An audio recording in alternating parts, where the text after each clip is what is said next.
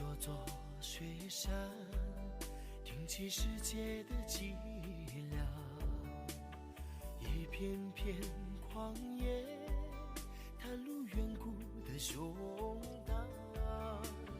高天厚土，以母亲的安抚，呵护境界的恬静安详。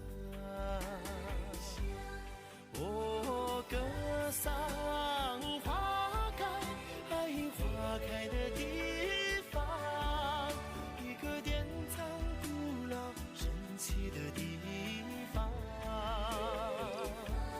只要人们有梦，有梦，这里就有梦想的景象。